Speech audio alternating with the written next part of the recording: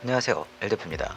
일산에서 중딩들의 학교폭력이라는 영상이 SNS와 뉴스를 통해 알려져서 온라인에서 한참 논란이 되고 있습니다. 사건은 7월 13일 16시 50분경 일산 동구의 번화가 인근에서 한 덩치 큰 학생이 상대적으로 왜소한 학생에게 헤드락을 걸고 있는 모습을 보이고, 다른 남학생 2명과 여학생 2명은 지켜보고 있는데, 여학생 중 하나는 담배를 피며 목 졸리는 학생의 기에 손을 갖다 대요. 그러자 목이 졸리고 있는 학생은 다리를 올리며 피하게 됩니다. 그러고는 목을 조르고 있던 학생이 손을 풀자 목을 졸리고 있던 학생은 바닥에 힘없이 쓰러집니다. 영상 보고 진짜 깜짝 놀랐습니다. 주변에서 지켜보고 있던 분이 촬영을 하였고 112 신고를 통해서 경찰이 현장 출동을 하였다고 합니다. 해당 뉴스 기사입니다. 경찰은 시민의 신고를 받고 학생들 인적 상황 등을 파악한 것으로 알려졌습니다. 그러나 당시 피해 학생이 경찰에 친구들과 장난이었다고 진술했고, 피해 학생 부모 역시 처벌 의사를 밝히지 않아서 관할 경찰서로 사건을 인계하지는 않은 것으로 전해졌다. 경찰은 추후 피해 학생의 신고가 접수될 경우 조사에 나설 예정이다. SBS에서 보도를 한 겁니다. 근데 이게 문제가 된 거예요.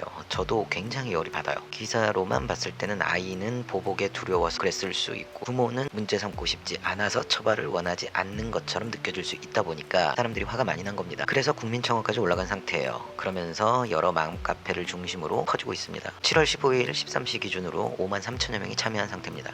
네, 제가 생각하기엔 설마니 목이 졸린 아이의 부모님이 저 영상을 보고 처벌을 원치 않았다거나 문제 삼고 싶어 하지 않을 수 있겠습니까? 오늘자 뉴스 기사에 이런 내용이 올라와 있어요. 경찰 관계자는 현재 학교폭력 사건으로 보고 수사를 본격적으로 시작한 상태, 당시 어떤 상황이었는지 주변 다른 친구들과 관계 등을 종합적으로 판단해야 할 것이라고 밝혔다고 하고요. 피해 학생 부모가 처벌 의사를 밝히지 않은 게 아니라 해당 사안에 대해 확인 후 신고하겠다고 기가한 것이다 라며 추가 수사를 통해 정확한 사건 경위를 파악한다라는 방침이다. 우선 첫 번째 문제는 기절놀이를 하는 게 정말 놀이인지 모르겠어. 근데 대낮에 상대적으로 체구가 작은 아이가 저 체구 큰 아이들에게 기절놀이를 해달라고 했거나 놀이에 동의를 했을까 의문입니다. 저 기술은요, 이종 격투기에서 쓰는 기술이에요. 자칫 내사 상태나 사망까지 할 수 있는 위험한 기술입니다. 격투기 선수들도 상대 선수에게 완전히 목을 제압당하면 거의 바로 탭을 하고 승복합니다. 위험하니까요. 그리고 두 번째는 설령 당하는 학생 동의를 했다 칩시다. 저기서 담배 피고 있는 여학생이 왜 피해 학생의 신체를 만지느냐는 겁니다. 남학생 여학생 떠나서 저 행위는 결코 용서받을 수 없는 행위라는 생각이 듭니다. 대한 내용을 들을 수는 없지만 누가 시켜서 그런 건지 본인이 만지고 싶어서 그런 건지 상식적으로 이해할 수가 없는 행동이에요. 그냥 저 영상만 보면 그동안 언론이나 영화에서 보던 학교폭력 영상의 요소는 다 가지고 있어요.